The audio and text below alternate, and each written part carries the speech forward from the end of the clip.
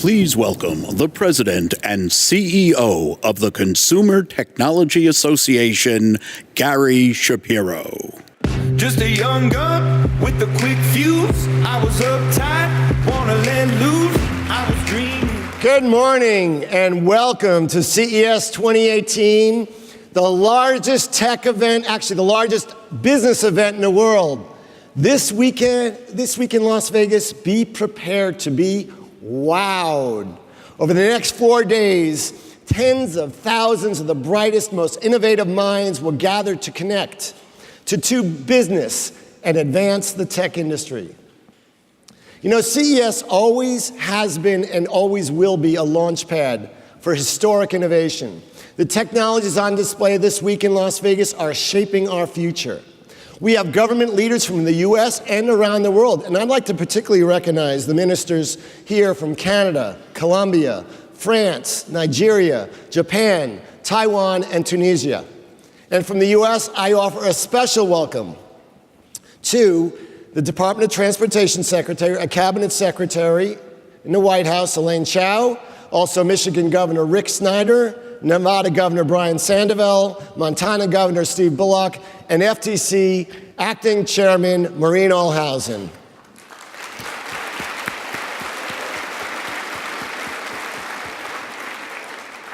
They're here to see firsthand the innovations that are transforming our lives. They're here to learn, to listen, and to prepare the communities to harness the power of technology. You know, the truth is that this is hands down my favorite week of the year. Everyone engaged in tech is here. Last night, Intel's Brian Krzanich kicked off our keynote series, and it was amazing. He showcased the new experiences made possible when we unlock the power of data. And later this week, we'll hear from world-class athletes, rock stars, and Hollywood celebrities. And who would think that a best-selling author like John Grisham would be here talking about a new technology, focused ultrasound, which is already proving to zap tumors and other maladies without invasive surgery or debilitating chemotherapy. And I'm looking forward to interviewing him tomorrow on the CTA stage. But one of the things I love about CES is its serendipity. Here to tell us more about what's hot and what's new at this year's show, please welcome CTA's Senior Vice President of CES, Karen Chupka. Thunder, feel the thunder. Lightning and the thunder. Thunder, feel the thunder. Well, thanks, Gary. It's really great to be back here in Las Vegas for CES 2018. This is our largest show on record with over more than 2.75 million net square feet of exhibit space. It breaks records. Nowhere else can you see breakthroughs in technology like you're going to see this week. Everything from self-driving cars to robotics, sports technology, and so much more. Every company that touches consumer technology is here with us in Las Vegas this week. CES serves a global audience, and we're proud to welcome close to 1,000 visionaries and thought leaders from all over the world on all of our stages. We have everybody from CEOs to CMOs, engineers and designers, thought leaders, government officials, even celebrities who are going to share their stories this week and their insights. There has been talk about gender visibility on our keynote stages, and we hear you. We're committed to bringing you a diverse group of speakers because people of different backgrounds help to spark innovation. And you can be a part of this important conversation across all of our stages this week, and you're going to hear some really remarkable stories. One of my favorite stories is about an 82-year-old woman named Carol Staninger. Carol lives in Florida, and she's created a device that is going to help prevent children, pets, or seniors who are being left alone in hot cars and dying. She's here as a first-time exhibitor in our startup area called Eureka Park. Stop by, Saved Our Loved Ones, and say hi to Carol and see her innovation for yourself. This is just one of the great stories that you're going to hear this week. CES touches every sector of the global economy, from healthcare and education to manufacturing and smart cities.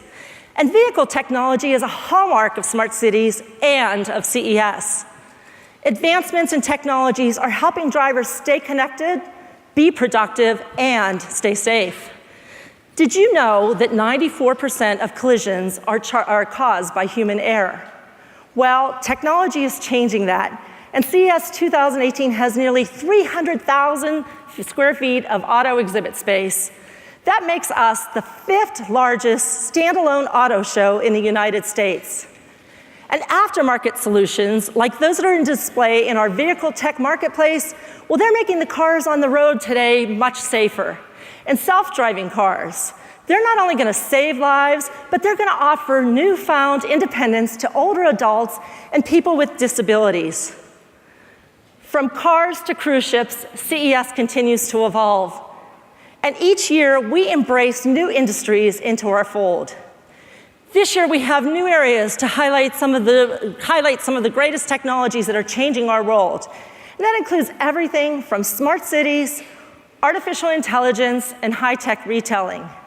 You can also stop by our CES Sports Zone, and there you're gonna see technologies that are helping athletes monitor and enhance their performance, heighten the fan experience, and create new sponsorship opportunities. And for our first time, we have a design and source marketplace. This is featuring over 800 sourcing, packaging, and companies from all over the world. So if you have an idea for a product, Design and Source should be your first stop this week. This is where companies can help startups turn their visions into successes and new partnership opportunities. Plus, we have a dedicated exhibit areas that are highlighting artificial intelligence, gaming, augmented reality, virtual reality, and more. This is the promise of CES. We showcase today's innovations. We inspire the innovators of tomorrow, and we bring together business leaders across all industries, and together we make the world a better place. Let's bring Gary back on stage now to tell the rest of the CES story, and thank you all for being here. Just a young gun with a quick fuse. I was uptight, wanna let loose. Thank you, Karen, for leading CES to greatness. What an amazing show, and I am so proud to be a part of it. Because CES is about connections, and it's about connectivity. In fact, smartphones have become our primary portal to the world now. 2.4 billion people used a smartphone last year, and we project that US sales of connected devices will jump over 6% to 715 million units this year. Now, we all want fast, reliable connectivity, and CES 2018 brings together the entire connected ecosystem. Part of it is 5G, which is our future. It offers greater data capacity, faster speeds, and lower latency. It will be 100 times faster than today's networks. And this technology will be a catalyst for growth. It will change industries from healthcare to education to sports.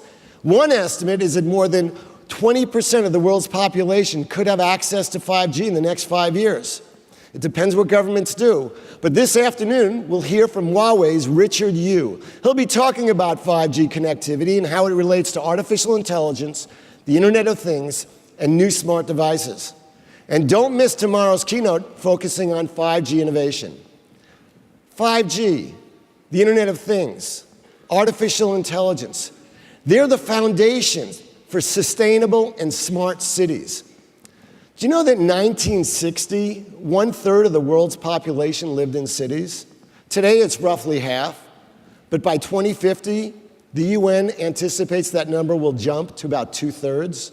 That's a lot more people living in cities, and it's not only the population will be increasing as well. Think about that. Those people will get a better quality of life, but they'll have to have better access to information, broadband, utilities, transportation, for cities and citizens alike. They have to get greater efficiency in the delivery of public services, and they will support new business models. CES brings together the technology, solutions, and players in the smart city sector from around the world, and you can see it for yourself in our Smart Cities Marketplace in the Westgate. Now, everyone's watching what's happening here this week in Las Vegas. This year, we have more than 7,000 media from around the world, and they're here to see the technologies driving the global economy, transforming our communities and improving our lives. because that's what we do. Tech is so much a part of our daily lives. And think about it, it should be. Do you know it's over 10% of the United States GDP? But as it grows, we have a responsibility. We have to think about tech's impact on society. Think about privacy, security, antitrust, automation, jobs, diversity. We have to confront the issues and help deliver solutions. This includes expanding the voices of women and minorities in our industry. We also have to share the facts and champion the benefits of tech. This is the industry that is changing the world for the better. It raises everyone up across social and economic divides. It allows anyone with a mobile phone to be an entrepreneur or a content creator and grab a global audience. It connects us with each other. It makes us more engaged citizens. It makes us healthier. It saves lives. The technologies on display across the CES show floor this week are solving the biggest global challenges. And we see the benefits of technology everywhere. Before and during the recent hurricanes and fires, drones help find danger spots, assess damage, and search for survivors. Virtual and augmented reality are helping doctors and patients. In fact, I just love this situation, this story. VR helped Minnesota doctors train for the very difficult procedure to separate conjoined twins, Pasley and Paislin Martinez. AI takes on tasks we don't want to do. Think about inventory management and document review. It also takes on tasks we can't do, like monitoring things for 24 hours 7 for potential failures. And AI is beginning to work on things where we need all the help we can get, like finding a cure for cancer, identifying life-saving drugs, locating human trafficking victims. And today's technologies are helping to address environmental challenge. Consumers' tech share of US home energy use has actually dropped an amazing 25% since 2010. And that's despite the fact that all of us have more devices. And in 2017, the Consumer Technology Association Board of Industry Leaders made an industry-wide commitment to reduce total emissions from our industry consistent with the Paris Accord.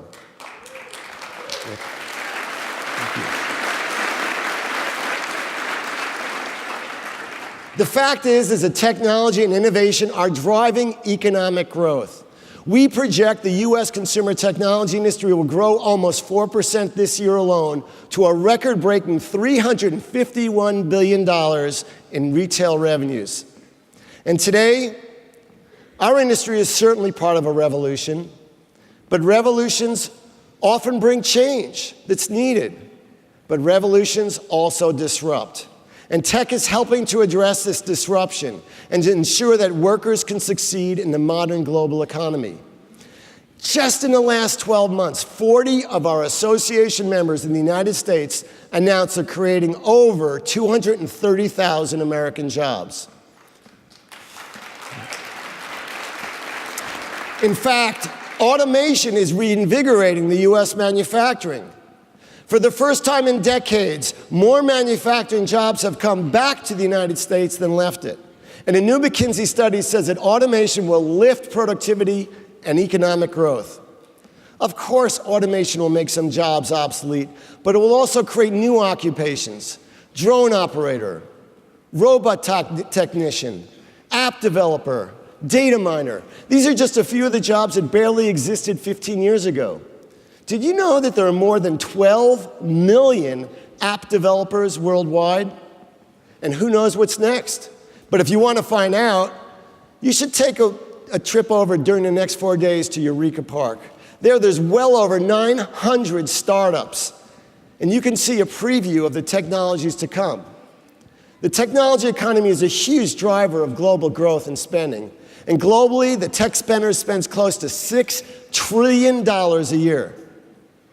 Now, I've written 2 books and hundreds of articles about innovation because I am passionate and believe it is the destiny of mankind in our future. And as I travel the world and the United States, I'm often asked by government leaders how to encourage innovation in their country, state, or area. Now, some states and some countries are honestly doing a better job of creating the ingredients for innovation. In 2015, CTA launched its Innovation Scorecard. It evaluates the US states on their innovation friendliness. It's a guide for startups and for government leaders. And what we found from that is that innovation is not confined to the coasts. Some states actually create better environments than others. Today, I'm pleased to announce we've taken this a step further. We've completed our first ever report of which countries are the best for innovation. Our International Innovation Scorecard looked at 38 countries plus the European Union. We had to look at countries for which there was sufficient data that was comparable. And we laid out very specific, transparent measurements which lay out a strategy.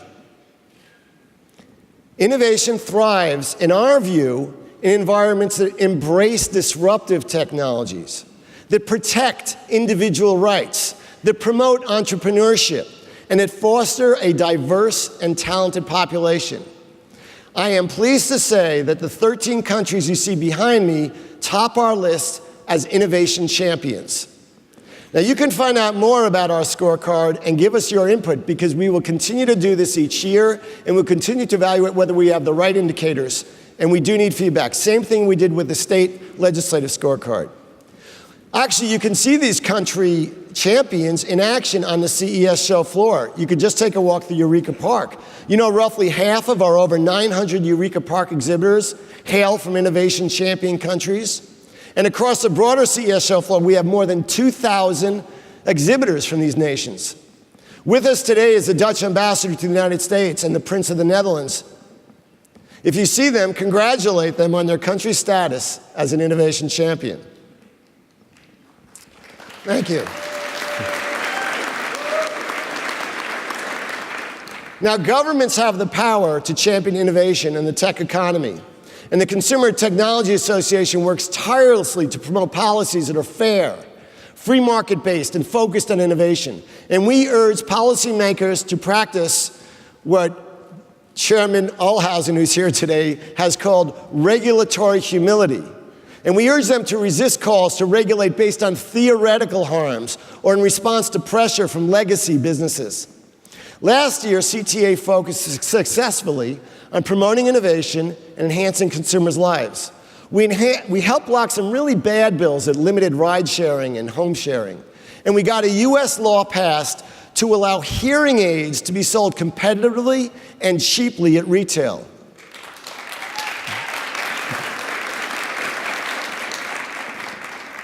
And we're working on legislation to advance self-driving vehicles, promote 5G, and bring broadband to all corners of America. But frankly, we have to continue fighting to preserve free trade, especially for the United States. The truth is that technology is about 17% of American exports. And we are working closely with the administration to modernize our trade agreements, which do need to be updated. Now, our industry is building a bright new future, a world where self-driving cars are able to eliminate traffic fatalities, where sensors embedded in our roads and bridges make our cities smarter, reducing traffic congestion and pollution, where AI enables early disease detection and revolutionary life-saving medical care, where every individual, regardless of location or income, has access to the world's knowledge and the ability to connect with billions around the globe. All of these technologies and so much more are on display this week at CES. And I am so glad that you're here to witness the future today. We hope you take back what you see this week and inspire others, because innovation holds the key to a better tomorrow. A world that starts right here, right now at CES 2018.